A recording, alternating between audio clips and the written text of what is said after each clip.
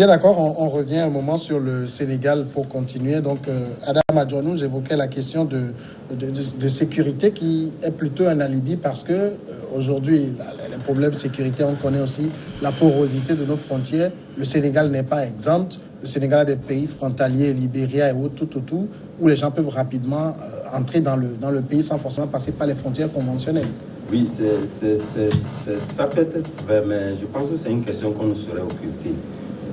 Parce que la question sécurité, c'est vrai que lorsque vous prenez la tradition... Oui, mais moi je n'arrive pas à voir le rapport entre le visa et les problèmes de sécurité. Oui, parce que vous savez, la tradition africaine, surtout dans nos pays,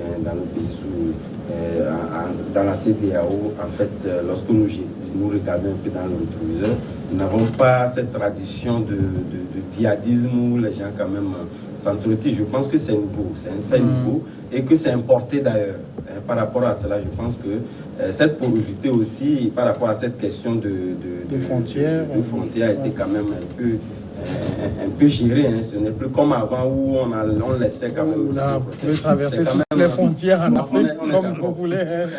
Si vous voulez par exemple aller au Ghana tout de suite, vous avez 1000 frontières. Il y a ça, je pense qu'aujourd'hui la question est beaucoup plus quand même vue. Hein, il y a quand même des soldats même au niveau des frontières qui étaient beaucoup plus poreuses qu'avant. Je pense qu'avec cette question sécuritaire, il ne faudrait quand même pas qu'on perde de vue cela. Mais je pense que, pour quand même rebondir un peu à une question évoquée tout à l'heure par Thierry, qui faisait un peu le rapprochement entre le fait que les Africains, nous avions, pour dire quelque part que nous avions besoin de quitter nos pays. Mais ce que moi j'aimerais dire, lorsque dans un rapport récent, je pense qu'on a pris un peu les entrées que font aujourd'hui la 6e région qui est donc la diaspora africaine. C'est l'équivalent de l'aide publique au développement. Oui. Ça dépasse même. Oui, ça voudrait dire que nous avons quand même... et surtout le fait qu'aujourd'hui, vous savez, à l'international, on dit l'Afrique aujourd'hui est le continent d'avenir. Donc par rapport à cela, il faudrait quand même qu'on prenne des mesures en phase avec, disons, cet élan que nous connaissons aujourd'hui. Parce que demain, il faudrait quand même qu'on soit débordé. Or qu'on n'ait pas en amont pris des dispositions pour quand même cadrer, ou du moins transformer donc ces flux-là en opportunités. Et je pense que par rapport à cela, mais cela ne devait pas être des situations singulières où chaque ministre devait quand même aller au but. Il faudrait quand même qu'on puisse quand même regarder ça, poser le problème de loin là, pour que tous les acteurs concernés puissent quand même trouver la ligne médiane qui puisse permettre de pouvoir mieux canaliser ces décisions-là que de pouvoir le faire à la... Alors justement, Credo, si vous dites, par exemple, comme vous l'évoquiez tout à l'heure, que quand on prend les ressortissants de l'Union européenne qui viennent au Sénégal, ils sont exemptés de visa des États-Unis, tout ça. Bon, même si on réintroduit un visa, c'est pas ça qui va gêner ces gens pour arriver, ils ont les moyens. Oui, certes, mais cela va impliquer le respect d'une certaine procédure aussi, parce que vous savez, le terroriste, le djihadiste... Vous savez aussi que nos pays, c'est des pays où on peut prendre les visas à l'aéroport. Contrairement à d'autres où vous ne pouvez pas aller pointer à l'aéroport pour prendre les visas. Oui, donc c'est ce que nous ne pouvons pas faire. Donc je crois que nos autorités dans l'espace africain, lorsqu'ils voudront aller sur ce terrain, donc il faudrait qu'ils réfléchissent également sur les conditions de délivrance de ces visas-là. Et à ces ressortissants occidentaux ou bien américains qui veulent venir visiter nos pays. Donc ils doivent également obéir à toute une procédure de demande et puis d'obtention de visa. Donc, ce qui voudrait dire que systématiquement, le fait pour les Occidentaux de prendre l'avion avec leur passeport, un billet et puis de venir à l'aéroport. Je donne l'exemple du cas togolais que je maîtrise. Donc, il fut un temps, c'est à 10 000 francs. Ouais. Donc, ils débarquent, ils paient 10 000 francs et après, ils vont au service de la documentation nationale pour proroger cela 1 mois, 3 semaines et autres là. Donc, je crois que dans le cas d'espèces sénégalais, lorsque nous voulions faire la question que vous avez posée à Adam, donc je voudrais me la reposer, est-ce que je vois le rapport entre la question sécuritaire et le souci de délivrance de visa? Je dis oui, je vois le rapport parce que la question de délivrance de visa obéit à plusieurs règles d'immigration. Et là, on peut ficher, on peut même voir lorsque la personne fait la demande de visa, même si c'est dans un consulat sénégalais en Europe ou bien aux États-Unis, donc ils ont les moyens de tracer, de voir le fichier de cette personne pour voir est-ce que c'est une personne crédible. Donc ça serait également une opportunité lorsque les indices seront concordants que celui qui vient demander le visa n'a pas les éléments, les arguments nécessaires. Donc on peut retarder son visa ou disons, le lui refuser en même temps. Donc, on peut avoir cette question-là. Parce qu'on ne peut pas... Il faut supprimer le visa à l'aéroport. Oui, systématiquement. Donc, il faut qu'on exige du côté des Occidentaux aussi qu'il faut qu'ils aillent dans nos consulats africains obtenir le visa comme nous le faisons chez nous avant de nous pointer à l'heure pour le police d'immigration. Donc, c'est un point très important, mais je crois que lorsqu'on voudra mettre cela en œuvre, donc c'est qu'on a pris toutes les dispositions, on ne peut pas aller sur un coup de tête, mais il faut mûrir toute la réflexion. Donc aujourd'hui, le cas du Togo, si un des Occidentaux veulent venir de l'espace Schengen, ils se pointent au niveau de l'ambassade du Togo là-bas et ils obtiennent le visa. Donc ça, c'est déjà un pas. Ça, c'est déjà un pas. Maintenant, si le ministre de l'Intérieur du Sénégal parle des questions sécuritaires, nous ne pouvons que essayer de réfléchir sur la chose parce qu'on ne sait pas au juste ce qu'il met dans l'aspect sécuritaire. L'aspect sécuritaire également voudrait dire tous les terroristes ne passent pas par nos frontières poreuses. Pas parce qu'ils savent qu'on les attend là-bas. Mais ils viennent comme des investisseurs. Donc, ils viennent comme des chefs d'entreprise. Et lorsqu'ils viennent, nos policiers au service d'immigration leur déroulent le tapis. Alors que celui-là n'est rien dans son pays. Donc, il a des intentions cachées. Donc, c'est dire qu'il y a des masques dans tous les aspects. Donc, alors, il faudrait faire un travail méticuleux. Thierry, le ministre de l'Intérieur a dit quelque chose aussi qui est intéressant et qui peut montrer la cacophonie qui a régné dans ce dossier. Il dit le dossier est très avancé. Comment se fait-il que ses autres collègues ne sont pas au courant? Voilà, c'est là où ça pose problème. Je crois que le gouvernement sénégalais ne va pas aller sur ce terrain en solo. Il va avoir l'aval du Parlement avant de passer à l'étape supérieure. Je veux rebondir sur le développement tantôt de Credo quand il disait que il faut la réciprocité et aussi il parlait du coût. Je crois que si cette proposition est portée par la CEDEAO, ça aura plus d'efficacité et plus d'impact que les pays puissent aller en rang dispersé ou en solo. Hein? C'est un peu comme l'espace Schengen. Donc ça s'applique à tous les pays qui sont du ressort de cet espace-là. Donc, si le débat revenait au niveau de la CEDEAO, de la Commission, ça profiterait beaucoup plus aux pays de la sous-région. Encore que, vous voyez, les frais, c'est 10 000, l'exemple du Togo. Alors que nous, quand nous voulons nous rendre dans ces pays, il faut payer des fois toute une fortune. Donc, il faudrait aussi non seulement parler de réciprocité, mais il faut aussi travailler sur la question du coût pour que donc si nos États arrivaient à cela, ça peut aussi renflouer davantage nos caisses, ce qui fait que le tourisme, si eux aussi ils se plaignent, il peut avoir compensation. Oui, mais ce que moi j'aimerais ajouter, c'est que au vu de toutes ces questions, je pense que dans nos pays africains, d'ailleurs même la question est évoquée, la plupart du temps quand même à but lucratif, parce que je ne vois pas quand même un Occident, un pays, quelqu'un qui quitte l'Occident est venu quand même qu'on puisse lui refuser le visa. Il n'y en a pas.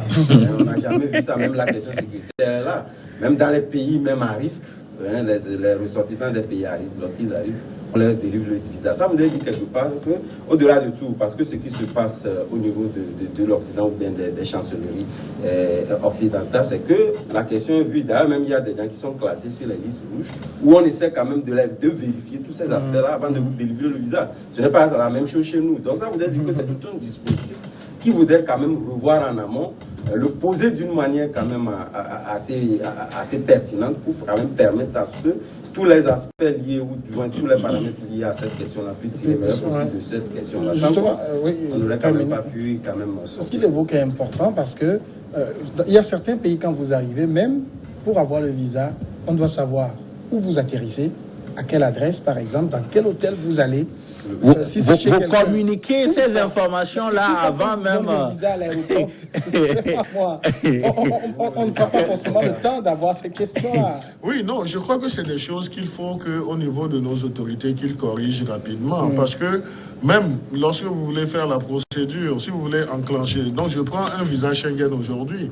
Si vous voulez pouvoir avoir un visa Schengen aujourd'hui du côté de la France, du consulat de la France, c'est la croix et la bannière. Parce que les choses ont évolué. Les procédures, non, mais moi je parlerai de procédures qui ont évolué. Donc, corset, ça c'est une prise de position parce qu'ils ont besoin également de sécuriser tout le processus et ils ont le temps de réfléchir sur le demandeur de visa. Maintenant, pourquoi est-ce que nous, au niveau de nos États, on ne peut pas prendre ces mesures aussi, avoir le temps. Cela ne voudrait pas dire que si l'homme à la peau blanche veut venir dans notre pays, que nos pays sont tellement ouverts. Donc, on doit éviter cela. Et tout blanc n'est pas investisseur ou bien quelqu'un qui apporte de la plus-value. Mais même, il y a des blancs qui viennent même dévaliser dans nos pays. Donc, il va falloir que, au niveau de nos États, c'est là où je suis un peu d'accord avec mon confrère Thierry, lorsqu'il a dit que ça ne devrait pas être un coup isolé. Donc, ce qui voudrait dire que la question n'est pas uniquement du côté de l'espace CEDEAO, mais c'est du côté de l'espace de l'Union africaine. La question doit être réfléchie. Et le mérite du Sénégal, c'est d'avoir posé le débat. Donc, vous verrez que dans les prochains mois, dans les prochaines années, l'Union africaine et la CEDEAO vont se saisir du dossier. Et lorsque nous parlons même de ce principe de réciprocité, ce n'est pas uniquement envers les Occidentaux ou bien les Américains. Il y a même des pays d'Afrique qui demandent, qui doivent obtenir le visa avant d'arriver au Sénégal.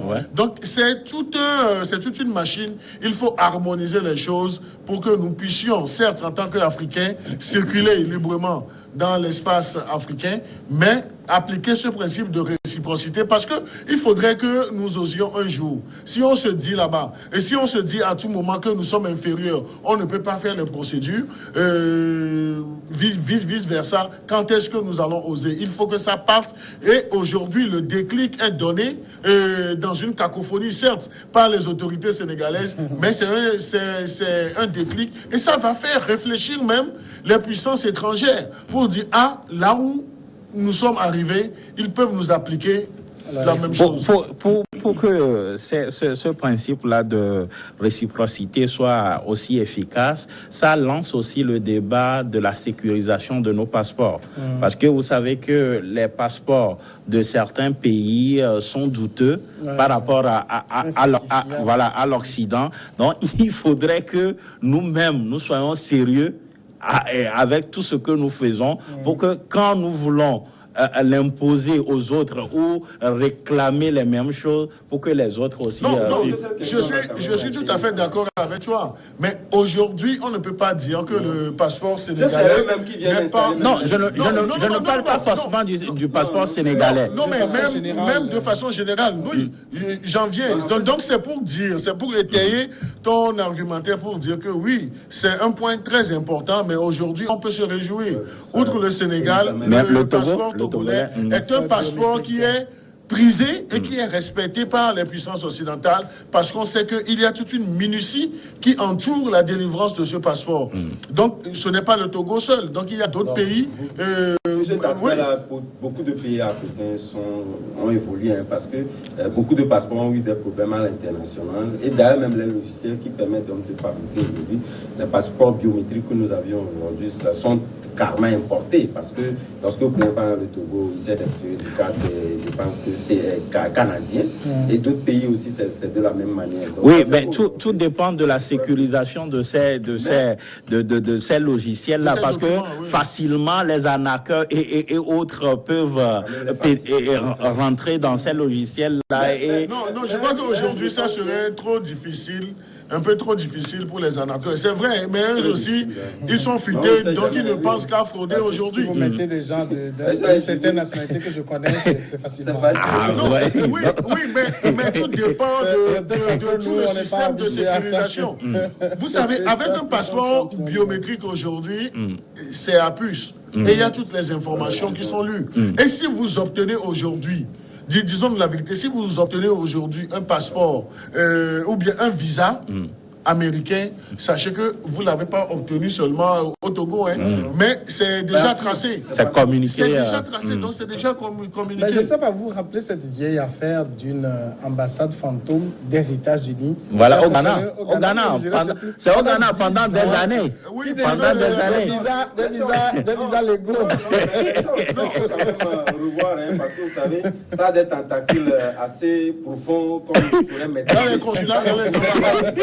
Quand même des visas fantômes, il y a des relations qui les lient et que les gens, depuis les États-Unis, peuvent quand même produire. D'accord. On va passer au second sujet, c'est le Ghana.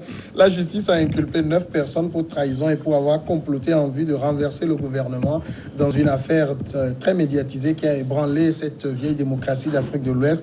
Les suspects qui ont été arrêtés le mois dernier dans le cadre d'une opération de sécurité ont plaidé non coupables devant le tribunal de la capitale. Parmi eux figurent 4 officiers de l'armée de l'air et un médecin dont le laboratoire était, selon les autorités, utilisé pour fabriquer des armes dans le cadre d'un plan de déstabilisation du gouvernement de Nana Akufo-Addo.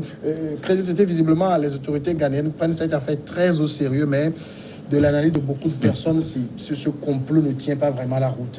Non, c'est ce que les gens disent, que ceux qui ne sont pas sur la braise peuvent se permettre de tout dire. Mais les autorités ghanéennes nous disent que... On a un laboratoire où on fabriquait les armes. C'est trop facile. Non, et c'est ce qui vaut au médecin son inculpation, parce que c'est lui qui aurait prêté non seulement le cadre, mais également ses réactifs pour qu'on puisse faire l'expérience au plan. Mais vous savez, moi je crois, avec toutes ces questions sécuritaires, donc il ne faudrait pas aller vite en besogne. Donc moi j'aurais souhaité que la justice ghanéenne joue son indépendance et fasse la lumière sur cette affaire. Parce que parmi les 9 personnes inculpées, donc 2 seraient déjà libérés. Oui. Donc sur quelle base on a libéré ces personnes?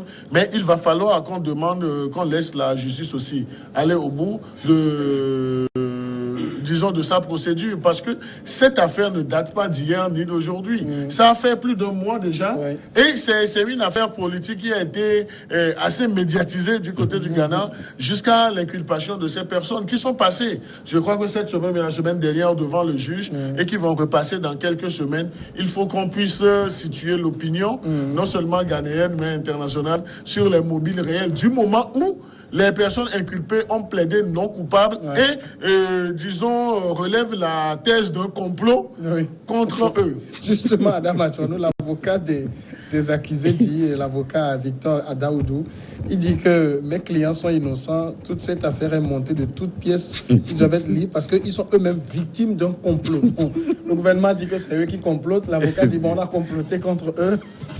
Oui, vous savez, c'est une question à demi-teinte, parce qu'aujourd'hui, comme l'évoquait tout à l'heure Credo, c'est vrai qu'on peut imaginer, ou du moins se prendre la question au sérieux.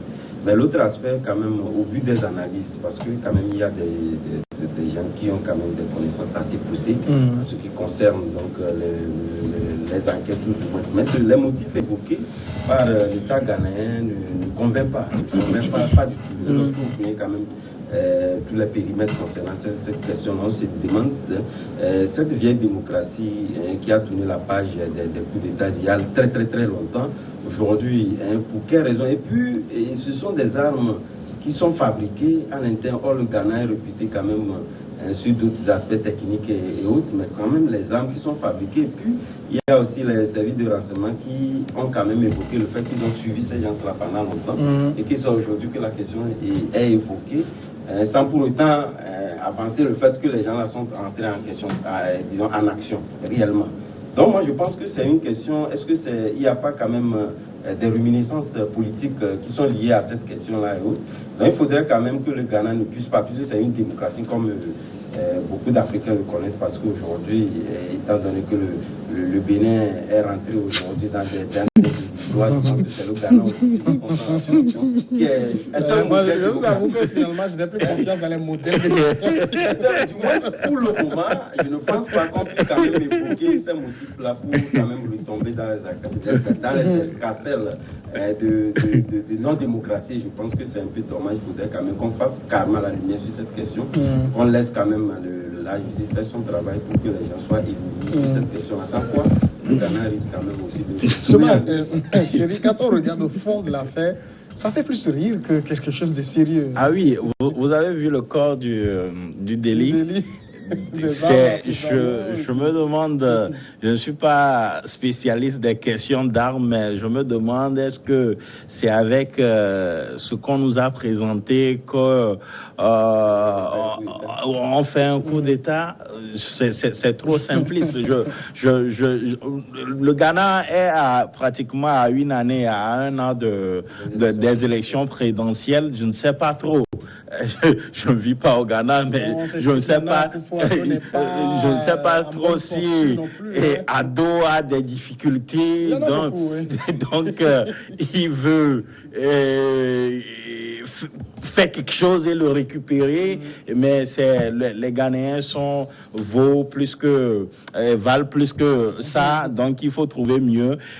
Vous savez, c'est trop facile dans nos pays quand on veut s'accrocher au pouvoir, on invente ces genres de trucs-là pour dire à la population, voilà, on nous en veut parce que nous sommes les meilleurs et tout.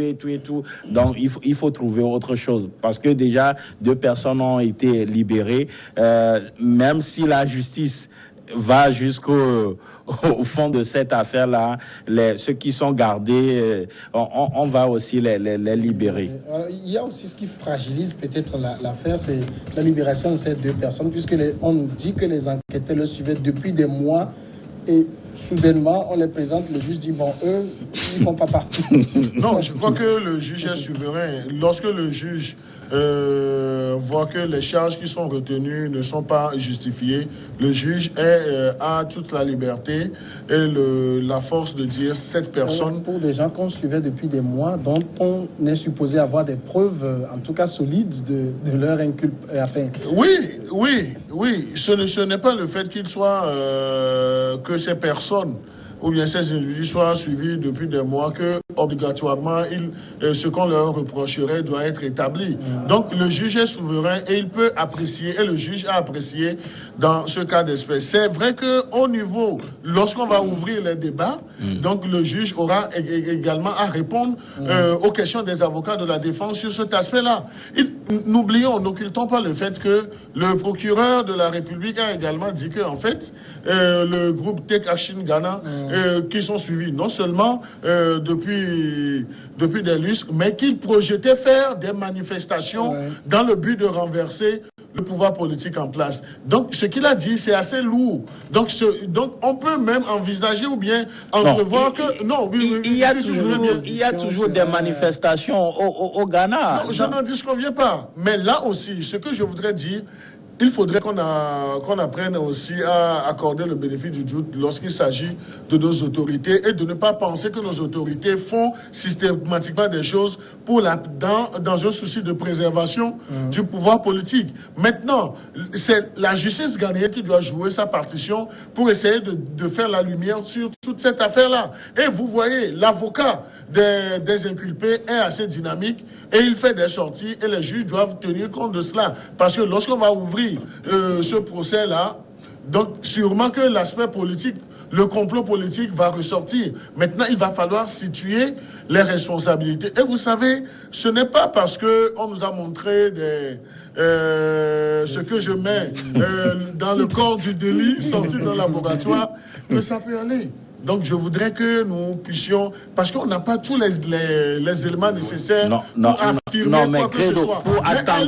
Pour attenter à la vie du chef de l'État ou renverser l'ordre républicain, les institutions, c'est avec ces armes-là qu'on le fait. Non, mais moi, je te pose une question, tout en considérant ton argumentaire. Oui. Qu'est-ce qui pourrait nous dire aujourd'hui sur ce plateau que cela ne peut pas conduire à un déclenchement d'une série d'actions? Non, ça c'est une question que je me pose. Donc c'est pour dire que aujourd'hui, on ne peut pas, nous, ici, faire le procès de ces intentions. On ne fait pas le procès, mais nous apprécions les faits, nous apprécions les faits qui sont devant nous. Si jamais ce coup d'État devrait prospérer, il doit y avoir des soutiens au plus haut niveau. Ce que je voudrais dire, ne prêtons pas des intentions aux autorités ghanéennes. Oui, parce qu'on est au XXIe siècle, c'est vrai qu'aujourd'hui, c'est très difficile de faire un coup d'État. Donc, quand on veut le faire, c'est rare même. C'est sophistiqué. Oui, c'est pas seulement ça. Vous savez, les coups d'État, quelle est la finalité aujourd'hui? Parce que par le passé, vous pouvez quand même... Oui, prendre le pouvoir, l'exercer, mais maintenant, c'est quasiment impossible. Surtout avec le cas de la Gambie, je pense que la CEDEAO, même comme nous parlons de la Ghana, la CEDEAO n'hésitera pas quand même à vous conseiller dessus, même vous avez quand même la confiance. Vous avez vu ce qui s'est passé au Burkina. Ils avaient les armes, mais ça n'a pas prospéré. Voilà, les vrais... Les armes réelles, mais certes, les stratégies n'ont pas prospéré. Donc, le cas burkinabé est tellement différent. Non, mais c'est différent, mais...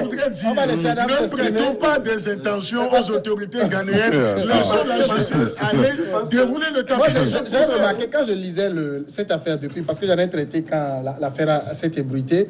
On ne parle pas officiellement de complicité au sein de l'opposition ou quoi. Ou encore au sein de l'armée. 4 officiers de l'armée de l'air, c'est même pas des corps armés. Quand même de l'issue de cette affaire-là dépendra quand même du crédit à donner quand même aussi bien à la justice. Et si c'était quand même une sorte de théâtralisation de la situation, je pense que Nana Akufo-Addo, ou du moins, parce qu'aujourd'hui, tout semble, tout prête à croire qu'il y a eu quand même quelque part des montages qui sont faits quand même pour redorer un peu le blason, parce que si cette affaire-là ne se confirmait pas, il va laisser beaucoup de plumes. On va aller à la pause et on regarde le journal et puis on revient après.